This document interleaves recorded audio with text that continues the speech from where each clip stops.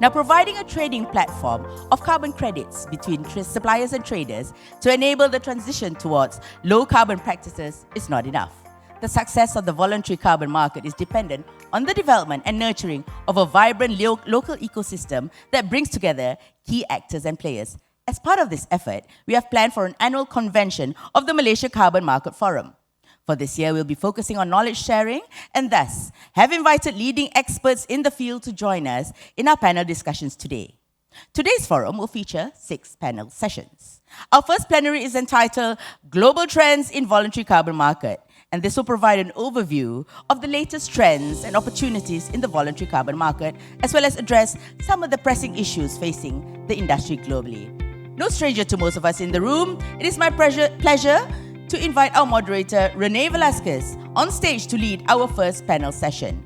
Together with Renee, I would also like to invite our panelists, Dirk Forrister, CEO and President of IETA, Tan Win Sim, Regional Representative, East and Southeast Asia, Verra, Kavya Bajaj, Manager, Government Relations, Gold Standard, who is joining us virtually, and last but not least, Alvin Lim, Head of Asia Environmental Products, Morgan Stanley.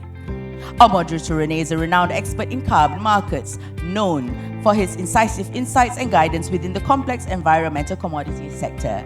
With extensive international experience, Renee has held leadership roles at First Climate and Expansive, working across Sydney, New York, Berlin, and Singapore. This global perspective has given him a deep understanding of the intricacies of the carbon market worldwide. Please join me in welcoming Renee and our panelists to the stage. Renee, the floor is yours. Thank you so much. It's a pleasure to be here. My name is Renee Velasquez. I'm the managing partner of Voluntary. We're an advisory and trading firm based out of Singapore with global offices.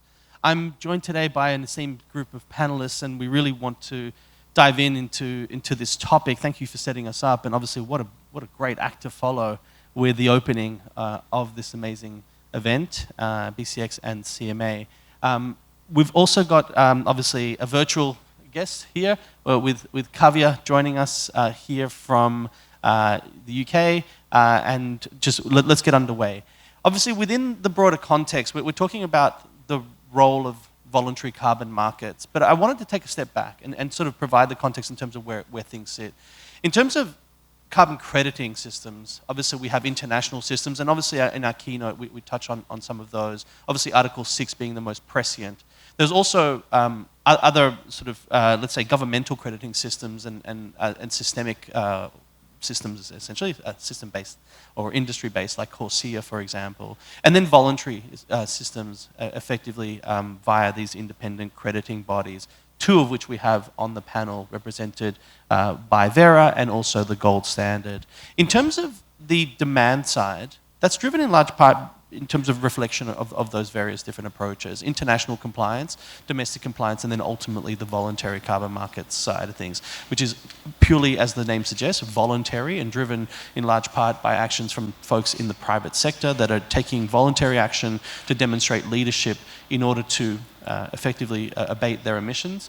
And what has occurred over the last 20 years or so is the development of various different global voluntary markets, represented in large part by these independent crediting bodies, but driven in large part by that demand on a voluntary basis. Within the Malaysian context, obviously, there's a lot of opportunity, and we heard about that in the keynote address with regards to the potential for Malaysia, certainly within the forestry systems, to be able to generate sufficient supply to ultimately meet either domestic compliance, but also voluntary drivers. Today, we're going to unpack what's sort of shaping the voluntary carbon market. There's been a lot of positive, but also some negative forces that have affected market demand and undermined trust. And there's a deliberate effort right now to rebuild back the integrity within voluntary carbon markets. So setting the scene for that, perhaps I'll turn to our elder statesman here, Dirk Forrister, to give us a bit of context in terms of, what's the state of the voluntary carbon market in your view?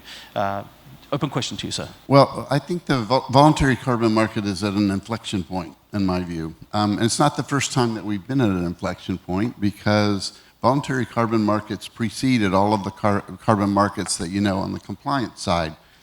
They go back really to the 1990s. And when we started in voluntary carbon markets, we didn't have independent standards. We didn't have independent verifiers. We didn't have most of the structure that we've grown to know and love today. But we also set them up with all of these various standards to demonstrate excellence, to test things, do a little better, but also pave the way for compliance markets. So make mistake about this, that they were never intended to be the permanent solution. That's not why negotiators worked so hard to get Article 6. That's about building so that we can have compliance markets that can truly drive the scale of change that we need. And actually right now I think the spotlight has shifted to voluntary carbon markets in some measure because there's so few new compliance markets coming online. But I think that's starting to change, and that's why we are big supporters of the Integrity Council for the voluntary carbon market, setting a new threshold for the independent crediting standards, for the VCMI to set clearer guidance on the type of claims that should be made by corporates. IETA has put out our own guidance. If you haven't looked at it, have a look on our website that sort of tries to gather the best information available and make recommendations on what corporates can do in the current arrangements. But still, our goal, certainly my organization's goal, is to work harder on getting compliance systems in place. So that's why I was delighted to be a part of conversations yesterday here in Malaysia about the vision of how it'll unfold here. Because the journey to get to net zero, it'll require a variety of tools and instruments. It'll be a mix of voluntary and compliance, but the important thing is for business to get its act together on understanding what the rules of the game are going to be, where the guardrails are, and how can we really scale the action that will get us to that Paris scale of ambition. Thank you, Dirk. And if I can just unpack some of those points that you make. Effectively, the voluntary carbon markets have played this critical role essentially as the crucible for innovation, right?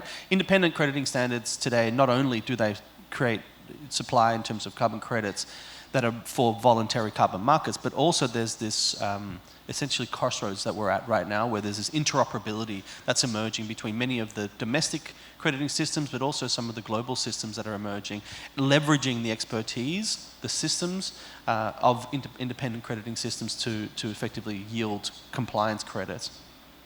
The other component is essentially voluntary carbon markets have filled a gap. There was supposed to be a temporal stopgap, let's say, whilst compliance systems were effectively established, but we're talking decades, and effectively it's filled that gap for a very long time in lieu of very slow action. We're starting to see more and more action now, and we're hopeful that in the next decade there'll be quite a very interesting and interwoven system of different compliance markets that ultimately create very strong demand signals. Would you agree with that assessment? Totally, and I think that's all about reestablishing confidence in the tools, and also frankly, for corporates that have large emissions profiles to recognize their responsibility and to be rewarded for it. So I think that's one of the things where, in my view, the media's got it wrong. I'm glad the opening remarks reference that companies that are engaging in voluntary carbon markets, the evidence shows that are actually decarbonizing twice as fast as those that aren't. To me, that rings true, just because I know that if companies that I've dealt with, when I used to try to sell credits in the market in my prior life, the ones that are actually willing to invest outside of their own boundaries are actually, they're going the extra mile, because they always prefer to invest in their own plant. Why wouldn't you, right? And I think that's not well understood. We don't explain it well, but we've got to get away from demonizing any kind of action to a point where it's actually, you're demonized if you aren't acting. And that's a big turnaround that we need to make. I couldn't agree more, but and that is a key driver that we need to certainly focus on. Can I just sort of shift the conversation, however? I want to turn to you, Alvin, with regards to your viewpoint. Firstly, I've got two questions. What are your thoughts on the state of the voluntary carbon market today, following on from Dirk's comments? And then the second is really leveraging your expertise within your organization at Morgan Stanley to provide us some context around what makes projects bankable. Because ultimately, voluntary carbon credits and projects therein are driven in large part by venture financing effectively. It's driven on an equity basis, whereas compliance systems can effectively lend more towards scalable solutions, effectively debt finance. So can I hand it over to you to provide some context? Sure, thanks for the question, and thanks so much for the organizers for having me here today. It's a real privilege to be able to contribute to this discussion. I think echoing the points that Dirk made, the carbon markets have actually matured over the last few years. If I take a look at project-based carbon markets, one use case of that is the voluntary corporate carbon markets. But there is this accelerating convergence of project-based carbon markets into compliance markets.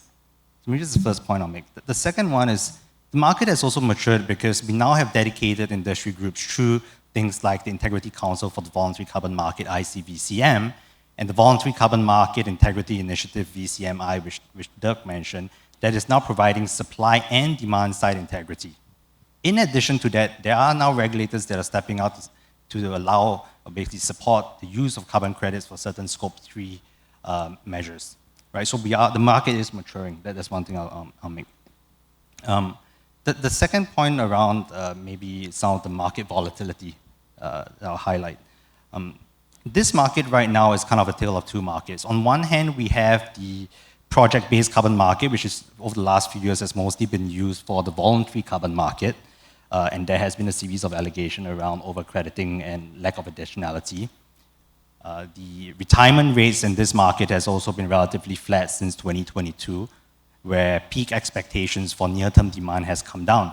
And as a result, this market has seen significant amount of volatility over the last 18 months. And that has been reflected in the price. So that's one part of the market. If I now switch over and take a look at the other market, which is the Article 6 market, this market is actually expanded. It will be expanded upon the next plenary, but it's a constrained market where there's a lack of supply. And if we were to use some of the industry benchmarks like the ICE CORSIA Phase 1 futures contract as a price benchmark, then this market prices have actually gone up over the past year because of a lack of supply of Article 6 aligned credits for use in compliance markets like CORSIA, which is the airline industry offsetting program, and also for certain countries who are buying it for their NDC purposes. Right? Maybe I'll stop here and pass it back to you, Renee, but I'll come back to your question around the bankability of carbon credits. Okay, no, thank you. And you make some really great points around this tale of two markets. Can I add another kind of component of the markets? Because within the voluntary carbon market context, there's been a lot of discussions around this dichotomy between reductions and ultimately removals. The removals quotient of the marketplace is very good at communication. They've done a fantastic job to rally corporate participation, albeit in a very concentrated group of companies. It's the Microsoft, Stripes, Shopify's of the world, who are supporting actively carbon removals as an important pillar in achieving net zero. In terms of the scientific sort of hierarchy, it's recognized that in the latter part of the 2030s, 40s, and 50s, we need to actively remove emissions. But it's critical also to have reductions occur. The VCM today is predominantly, from a volumetric perspective, represented by, overwhelmingly, by reductions. But they've taken a hit, as you've mentioned, because of criticisms in the market, issues with regards to overcrediting and the like. So I've got two questions, and potentially, I'd like to just sort of shift gears. I want to come back to you on this bankability question, Alvin, but I'd like to turn to Winsim and to Kavya, if possible, to get your perspectives on what I just outlined. Are you seeing this realistically within your programs, this increase in terms of issuance for removals, and where, if so, where does that come from? I have some feelings that potentially it could be coming from afforestation, reforestation. And then just give us some context around your thoughts on the state of the voluntary carbon market, if you can. Yeah, maybe just quickly I give examples about our thoughts on reductions versus removal, and probably using localized examples. Now, in Malaysia, we have watercraft that captures plastic waste from the river. You can have more of that, and you better pray that they don't break down, especially when there's rain, because a lot of the plastic waste is going to get washed away. So think about that is a removal. You can build more of that, but certain rivers are too small. You can't feed a watercraft. The depth doesn't allow that. Now, wait a minute. When you think about just removing that, doesn't work because you can also do something of preventing those waste getting into a river at the first place. You change the consumer behavior, or you displace the use of plastics. Because that's what reductions means in the carbon market space. You have to turn off the tap and prevent the emissions getting into the atmosphere. You can't just focus on removals. And from the standard setter points of view, removals methodologies are so few to begin with. Rene has touched about ARR, afforestation, revegetation, and recently we launched carbon captures and storage, but these are expensive, especially with carbon storage, and the science behind it or the technologies behind it will require further time and resources to mature.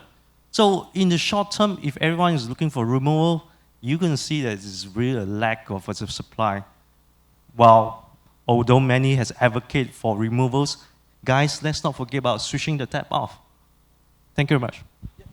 Thank you for that, Winston. That's a really great analogy. So picking up from that, effectively, think of a bathtub. And if you turn on the tap, that bathtub tends to fill. Obviously, if you can reduce the flow rate, obviously it's going to reduce a lot. It's going to increase in terms of water a lot less. Far better to reduce over the short term, medium term, and then obviously look at removals over the long term. Alvin, do you have some questions or some comments? Actually, I thought that was a really good analogy around the bathtub, but let me help maybe put some numbers into perspective so we know the challenge that we're dealing with here. Building on the bathtub example, if you think the total amount of water that this bathtub can hold as global carbon emissions, to have a 66% probability to hit a 1.5 degree target, that bathtub can only hold about 420 gigatons of CO2, call it 420 billion tons. Last year, over the last few years, on average, the water has been flowing in at a rate of around 50 billion tons a year. Okay? Think of that as reductions. We need to slow down the tap, like what Winston mentioned.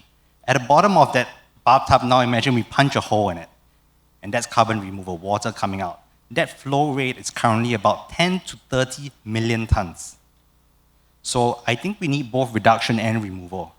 But we really need to turn down that tap because the hole, we can make it bigger and bigger. If we don't turn off that tap, bathtub is going to overflow with water. Thank you. That's perfect. So let's continue along this analogy.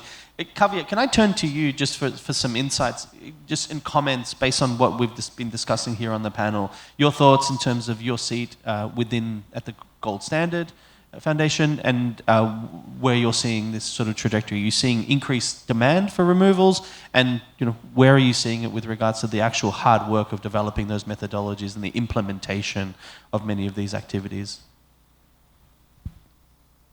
Hello, good morning to everyone, and thanks so much for having me on this panel. Thanks so much for also creating the time and the coordination which is going behind back doors and the technical corridors to put me on this panel as well. I'm really happy to be here. So just on the numbers on issuances and demands, I'm not entirely sure of those numbers, but there's nothing more that I want to add over here with all the analogies and the perspectives that have been added already.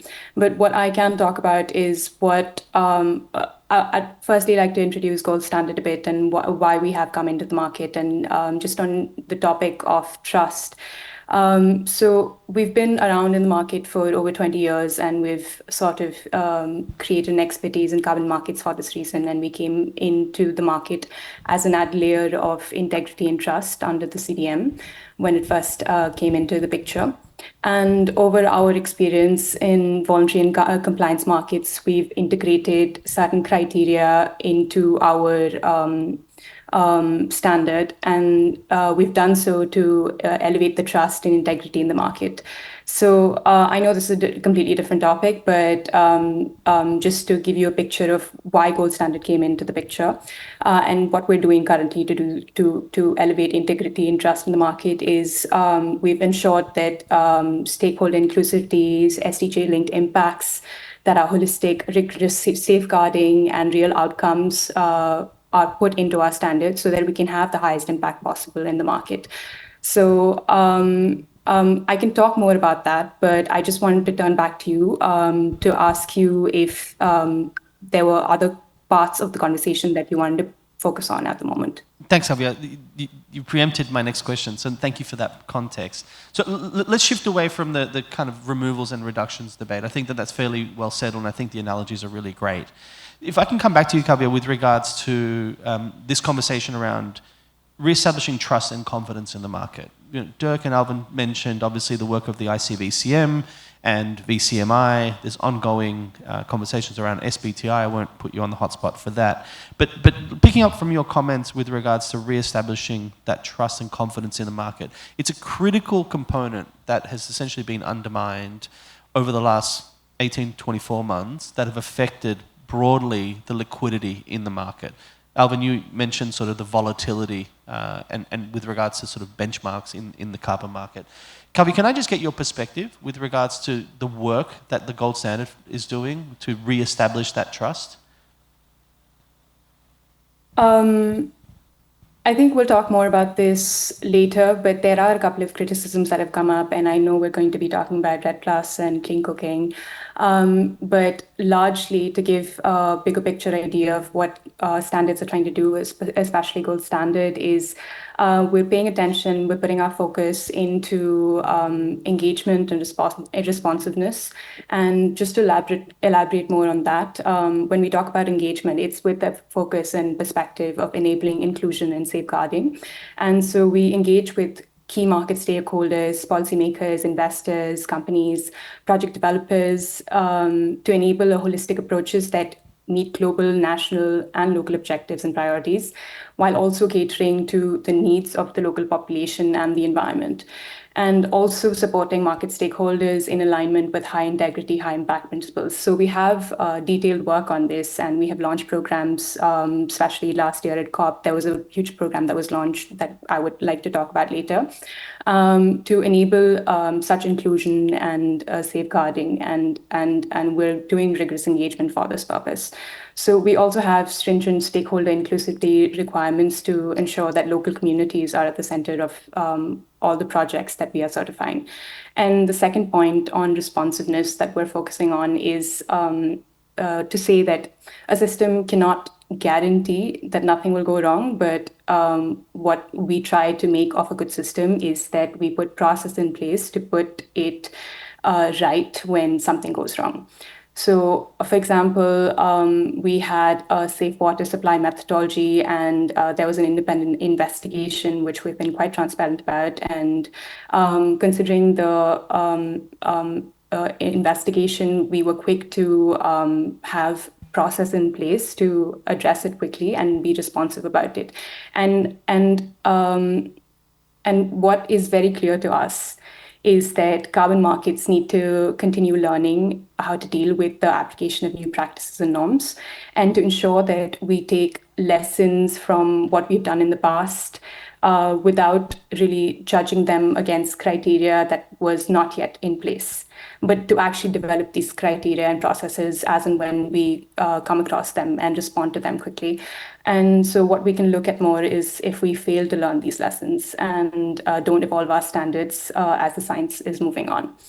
And of course, there's a larger focus on credible methodologies and baselines as well. And we have methodologies in different sectors that are continuously innovating and evolving according to the latest science.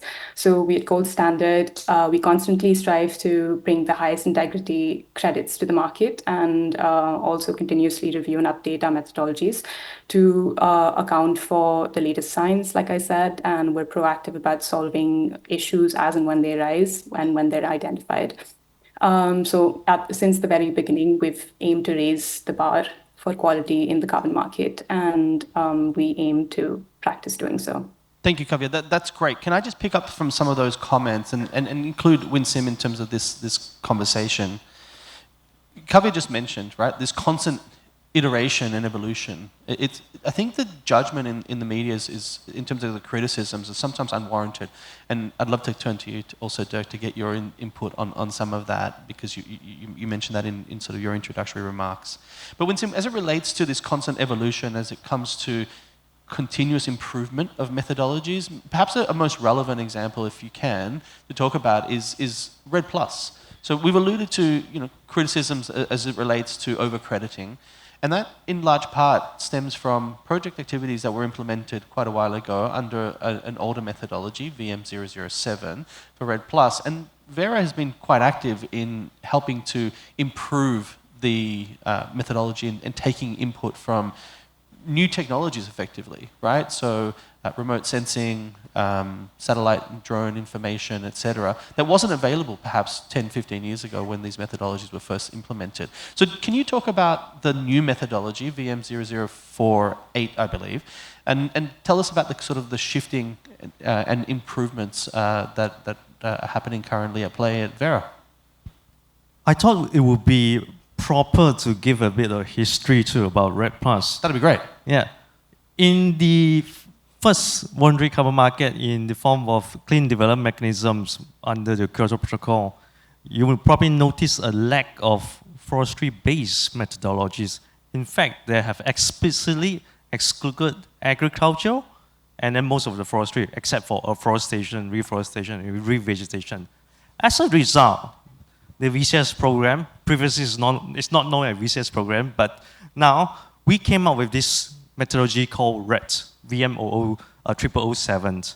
At that time, it was done with consultations with industry players, scientific minds, with the best technology at that time, the best science at that time, thinking about the satellite imaging, all the technology we have available at that time.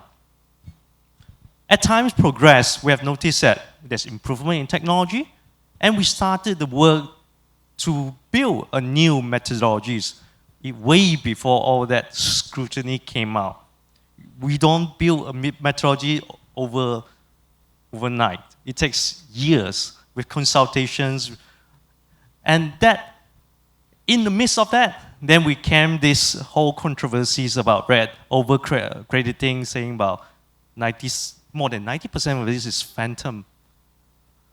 What we have to realize that there's the background of that, which I mentioned earlier. After that, at the end of last year, we published our new consolidated RED+ project, where we remove the potential conflict interest in the past. Project developers set the baseline, and naturally, they will pick the best baseline that gives them the most credits. Today, with this new methodology, Verra will manage and lead the baseline setting process.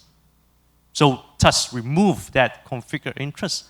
At the same time, the counting approach being used is aligned with the national government's approach. And therefore, there's no dispute of double counting with the national's inventory at all. So we're killing two birds with one stone, if you pardon my rather uncivilized idiom. But on top of all that improvement in the methodologies, we have also launched a new VVP's performance monitoring programs, where we think that we need to work more closely with our VVPs to ensure that the project development processes is simplified. There's transparency as to who you engage. You know exactly how well they have performed in the past. So if there's a delay, then, well, you probably want to look for a VVPs with a better performance score. Then I'll stop there. Yeah. But thanks for that. A lot to unpack. Can I turn to you, Dirk? And Alvin, I haven't forgotten about this bankability question. I want to come back to you because it's really important, because I believe it helps to unlock the market in terms of potential for scale. But Dirk, can I get your input in terms of listening to this conversation between Kavya and WinSim with regards to the improvements around methodologies, and how that sort of interoperates with this building back the integrity in the market? You've got a very incredible vantage point where you sit at the nexus between all of these different groups and you see the work that's going on. I'd love to get your input. I mean, I think I love the specificity you already gave to it, but I do believe when I think back to some of the first attacks that came about 18 months ago, maybe a little more, and in communications with my members, I said, look, we're in a market that craves continuous improvement. We should be used to it by now. And I think part of what's come to light is maybe the continuous improvement cycles need to shorten. Technology certainly is coming along fast, right? So that there are new and improved MRV technologies and probably better ways of going about assurance. And I guess that's why one element of the ICVCM, which we've been deeply involved in, is so they're going through all the methodologies this year, trying to ensure that that they're only giving labels to the best of the best. But the other thing that's happening is a continuous improvement program cuts across all of the standards that will give everybody higher confidence. And I think those are going to be tables that are more inclusive than they've been able to do up until now, because proper standard setting processes bring everybody together. And I think ICVCM's initial structure has been more rarefied than that. It's been just probably for speed and efficiency, a smaller group of experts, but for the continuous improvement, we need to bring everyone along. But I think we should get used to it. We have continuous improvements in mobile phones. Why shouldn't we have it in the carbon market? We got to get used to it and embrace it and really be about quality. But I do want to say, stepping back, I was reflecting yesterday that when I was in the White House in the Clinton administration, we gave awards for early JI pilot projects. And one of them was here in Malaysia. And I remember there was no Verra. There was no, the development of the standard was going to find a couple of professors that could say, yes, we think that these activities will help to improve the carbon performance of a particular part of a forest. And just look at where we've come since that award was given. It's, first of all, you wouldn't do awards like that there's too many projects. It's gone viral. It's global, right? We only had 10. So it's phenomenal to look at how far we've come, but also that this continuous improvement thing, we really got to get behind. Yeah, thank you. And so since you're on the tone of reflections, can I make a reflection as well? Okay, so I think it's just within sort of setting the context. The VCM has been effectively iterating for quite some time. I joined in 2008 and have seen sort of the dark days, let's say, post-financial crisis, and we all bedded down effectively to improve methodologies and start to build this appetite and demand from the corporate world. What we saw in 2020 was really incredible. A significant number of companies, I think it's a very large percentage of global GDP represented, made commitments around decarbonisation and net zero goals. And what we saw as a result in the VCM was this continuous growth, right? But it happened really, really quickly, where we saw a significant increase in terms of participation. New entrants from all walks of life, banks, hedge funds, trading firms, energy companies, the like, and all the private sector participation. I think it's natural for a market that undergoes these very sort of significant rapid shifts to take time, to take stock, and to take into account these new different perspectives. And I think that that's what we're going through right now. I don't certainly subscribe to the negative kind of press article. The media's role is ultimately to fearmonger and to sow fear, because that's how they sell press and stories. But effectively, this market is continuously just being very pragmatic and continuously improving. Would you agree with that statement? Yeah, I would. But I would also say that the big problem I have with some of the media coverage on this is how out of context it is. How big was the voluntary carbon market at its peak? $2.5 billion in terms of total demand. How Tiny. big was the global compliance market last year? Close to $1 trillion. Yeah. So it's a tale of two cities. Round down, 800. 800 but plus. But we're headed when you toward take China $1 into account, it's probably we're close to headed toward $1 trillion in carbon markets, while government negotiators are struggling with figuring out how to find 100 billion, which was the Copenhagen goal. And carbon markets have stimulated that much activity. It's really phenomenal. And so the media focus, of course, is on the 2 billion. What's that about? 2 billion that companies didn't even have to do. This was like completely voluntary to go beyond any regulatory requirements. So I think it's like a complete, mischaracterization about what carbon markets are. So again, really what I think our organization's view is, yes, we got to focus on making sure the 2 billion is really great, Yep. but we've got to expand. We got to go beyond the trillion, right? Mm-hmm. We need more compliance markets. That's what really channels investment. I remember talking to colleagues like in the banks and large energy companies a few years ago about how much money can you invest around the California carbon market by itself that recognizes domestic forestry credits. And the amount of money going in, over $100 million at that time, going in just because it's a compliance market and it's easier to get the internal approvals. It's a requirement that you comply in that market so there's stability. That's what we need more of, because there's so much more investment that will come when you have that. Thank you. And that's a perfect segue for Alvin. Can I set you up before you jump in? I see your eagerness, but let me set you up. I was actually going to just build on Dirk's point around the compliance market, right?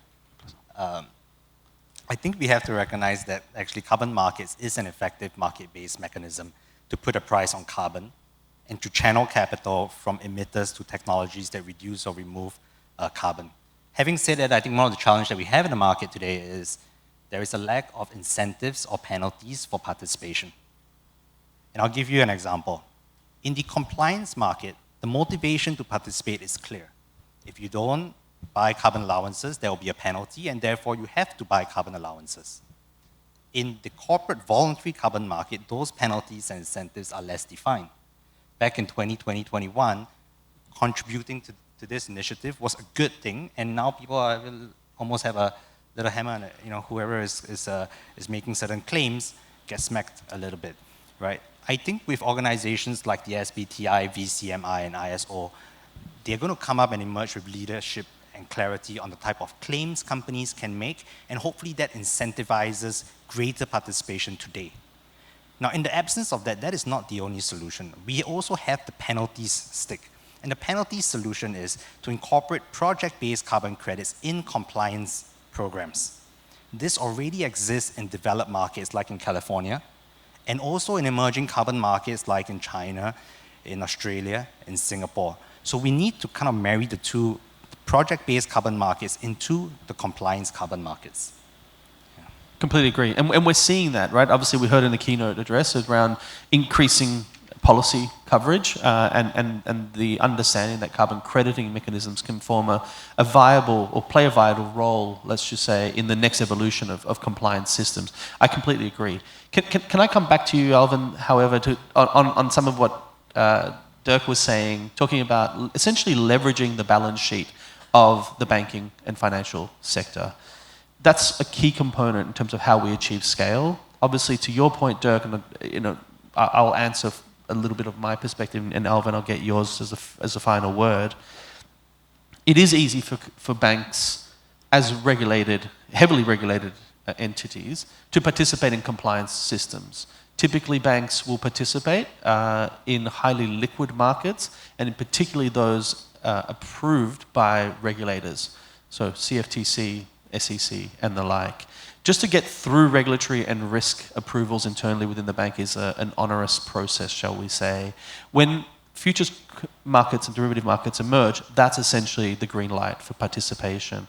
But as you correctly mentioned, and as you mentioned also, Alvin, it's the compliance driver that's the key there. So now this marriage has got an essential confluence between carbon crediting systems that were traditionally the domain of voluntary, emerging into these either national, subnational, or industry-led systems are key drivers. So that's the context. Now coming to you with regards to leveraging the balance sheet of banks, because there's a lot of latent capital there that would be willing to invest into this sphere, let's call it, around decarbonisation broadly, energy transition broadly, and conservation of nature-based systems.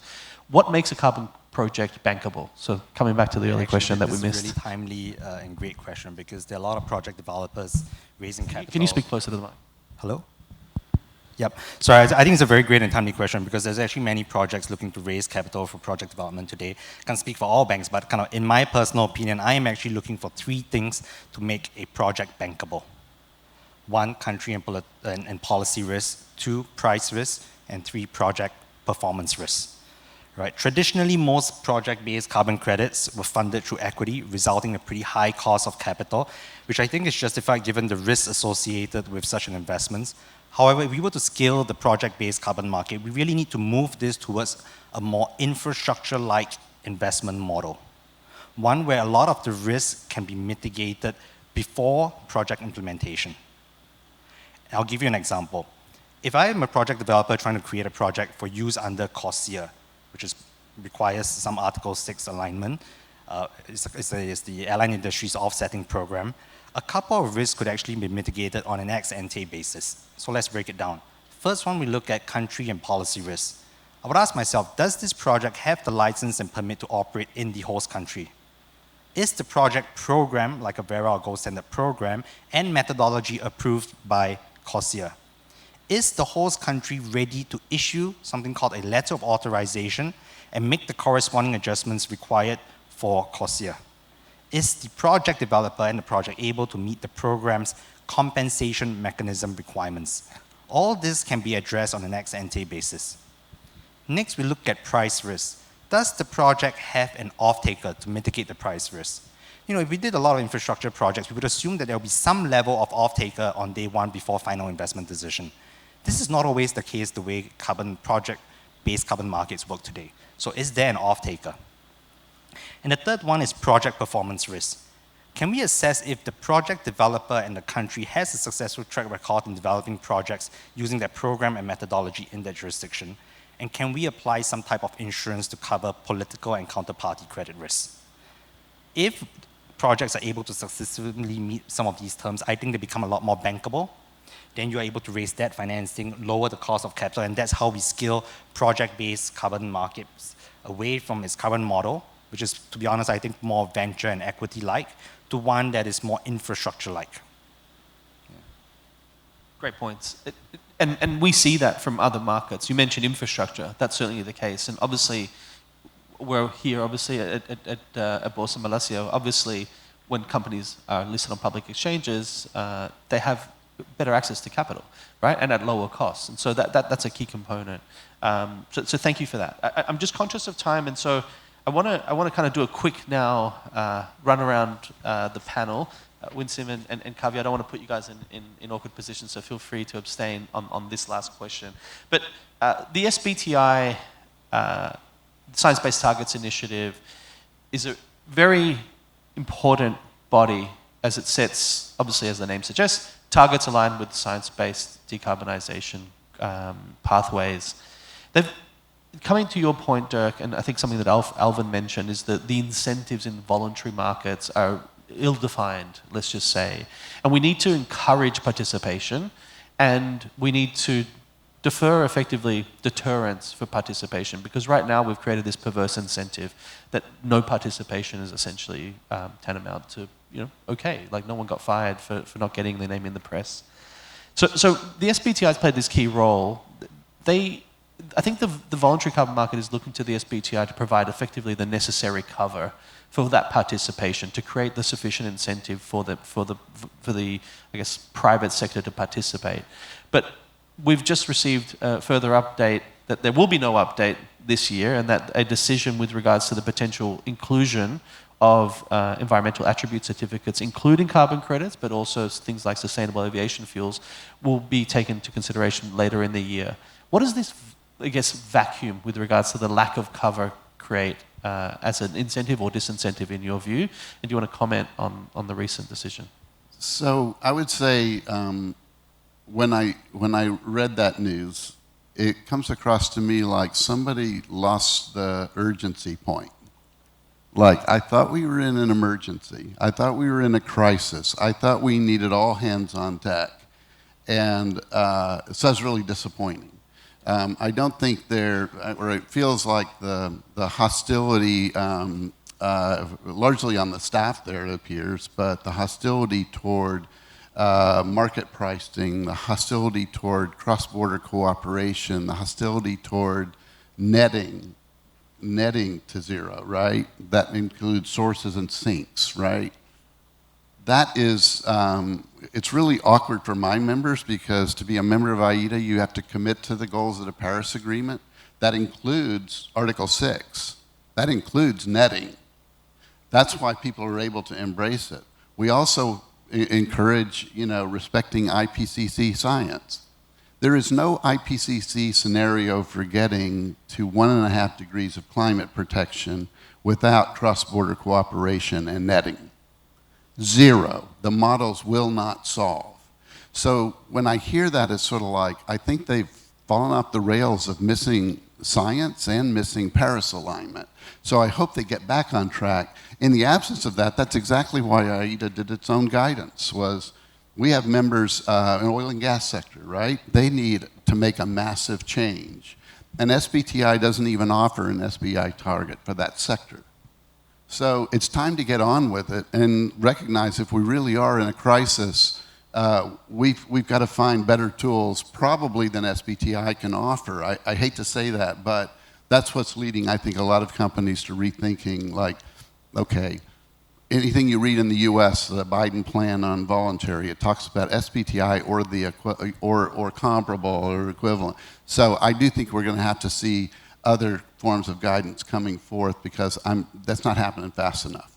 Thank you. Alvin, final word on that? Do you want to wade into those murky waters? I think Dirk already mentioned all the points around Sbti in the latest announcement, so I'm not going to add more to that. But I just want to reiterate the point that I think we need to recognize that carbon markets is an effective market-based mechanism to put a price on carbon. Often, the debate, I don't think, is whether or not we should use project-based carbon credits. It's the type of credits and how we use it. So I'll give you an example. In certain compliance markets, it doesn't make sense for prices to go to infinity. And there are going to be some sectors that cannot fully decarbonize. So they will have to use carbon removal technologies at some point where the price point is lower than $1,000, $2,000.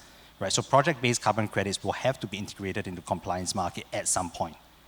Now the question is then, do you allow projects that come from your jurisdiction or from international jurisdictions? So, for example, if you're in China, they allow the use of project-based carbon credits, but you have to use China Certified Emission Reduction, CCER, which is their own standard for use in their compliance program. On the flip side, if you're in Singapore for the carbon tax, you use international carbon credits. So I think the question is, would you use domestic, international, or something in between like what Japan has, as opposed to whether or not we should use project-based carbon credits? Right, so project-based carbon credits and carbon markets as a market-based instrument, I think is here to stay. Yeah. Thank you. I want to focus on that point as we do the wrap, but I'm just conscious in terms of the time that we have on stage and wanted to include the audience. Do we have any questions coming from the audience? Feel free to raise your hands and ask questions. This gentleman here? Oh, there's a microphone in the aisle.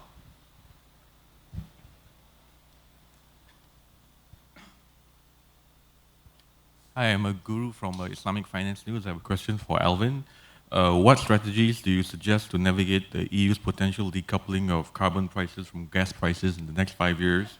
And is there anything Malaysia can learn from your experience in developing Singapore's to develop our own Bursa carbon exchange? And what potential do you see developing Islamic carbon markets in Asia, and how can these markets be structured to be both compliant to Islamic and global trading standards? Thank you. Well, there's a lot of questions in there, but I'll try my best to unpack it a little bit. Pick the best. I think I've kind of talked about this point earlier. I would really encourage countries to think about how they want to integrate project-based carbon credits into compliance programs. Again, reiterating the point that even in very matured carbon markets like in Europe, through things like the carbon removal certification framework, there is a scenario in the future where carbon removal technologies will have to be used because there is no need for EUA prices to go into the thousands because there is some industries that just will not have decarbonization solutions even at much higher price points. So the use of carbon removal technology will be needed. right? In the case of, say, the question you asked about Singapore, I think regardless of using a carbon tax or emission trading system, one thing I would love to see is a move towards a cap in emissions. A cap in emissions that goes down over time, and to allow the use of project-based credits. In this case, Singapore has decided to use international carbon credits, which from $1, I mean, there's an IETA paper that I encourage you to take a look that was written together with the University of Maryland back in 2019. And that paper talks about if we were to kind of use carbon markets as a way to kind of shift capital from global north to global south and accelerate more cooperation of decarbonization solutions, we get to something like, I think, $250 billion savings in 2050, or an additional, was it 5 gigatons of emission reduction per year, right? So there must be more integration of project-based carbon credits into compliance markets. Hopefully that answers your question. Thank you, Alvin. Just conscious of time, let's effectively do the final run here. So obviously we've covered a lot of different topics, and I think my role here is to sort of interweave them into one broader narrative. Voluntary carbon markets play an essential role in innovation, in developing the underlying independent standard bodies and the methodologies that underpin really robust crediting, project-based level crediting approaches, and there's a conscious effort with regards to rebuilding back the trust and the integrity in this market. It's a constant evolution, and we should, in addition to that, reward and encourage participation in voluntary carbon markets from private sector actors. Let's remember that they're taking a voluntary action in the absence of compliance-based systems. The other component that we're talking about, which neatly sets up the next panel, and Alvin, you just touched on this, is this innovation can be leveraged from the voluntary carbon markets as we see this convergence and emergence of domestic national systems that are based on carbon crediting as opposed to allowance-based emissions trading systems. We see this paradigm shift effectively occurring. We mentioned Singapore, there's conversations here in Malaysia. You talked about other systems that either have national focus like China or regional focus, for example, California, etc., and other systems like Japan that are potentially more open to collaboration. Ultimately, it's the determination of the policymakers to determine what is the best approach. But we do see this convergence coming to the forefront and leveraging on what has been built in the voluntary carbon markets. The final thing I'd say there is that we cannot forget that voluntary participation will need to be, is an essential tool and will continue to unfold as we look at harder, as we climb up the marginal abatement cost curve effectively. We touched on that with removals. So with 2 minutes to go, final words. Dirk, do you want to say some final words? Yeah, I mean, I think probably the thing we haven't emphasized enough is the convergence potential. And I started my Asia tour in China 3 weeks ago. And it's interesting, China's attitude is actually moving more international, but it also has a very clear policy direction that they want a carbon market that has sort of two arms, a voluntary and a compliance that reinforce each other, probably via recognition of the same pool of project-based carbon credits. I think that's, oddly enough, that is the IETA vision, is we would like to see a common pool that embraces gold standard crediting programs, Verra crediting programs, but that can be valid for compliance markets as well. A number of countries are using that tool and kind of drawing from, I think the state of California was the first to do it, and setting up their emissions trading program and decided that it would be faster and more efficient to recognize the independent crediting programs rather than starting from scratch and doing their own. That's really beautiful when you've got a tool that, for those in voluntary markets, can say, I'm buying compliance grade. It's CORSIA compliant, right? Or if those in compliance markets can know that it's a standard that's been through the rigors of and the innovation from the voluntary side, so convergence. Thank you. And I think the final words that I'd say with regards to that, and just conscious of the time, let's wrap, is it's no different to other commodity markets. When farmers bring products to the gate, they want to seek the highest possible price. Carbon markets will follow undoubtedly that level of trajectory, whether it's voluntary buyers that dictate the price or domestic or international compliance systems. ultimately what they will be seeking are the highest quality carbon credits, and those highest quality carbon credits will seek the best possible price. So thank you very much, and we'll set the stage effectively for the next panel, which is talking about that very topic that we touched on, which is convergence and the evolution of domestic and international systems. Thank you. Thank you, Renee. Ladies and gentlemen, that concludes our exciting first panel discussion. If you could please have one group panel photo shoot, Renee? Renee, if you could have one group photo shoot? Kavya, please look into your camera. And please join me. Thank you very much. Yes? Great, lovely. Thank you so much. We will now take a short coffee break. Refreshments are now available in the foyer. We will reconvene in 15 minutes' time, so that's about 11 a.m. for our next plenary session. Thank you very much.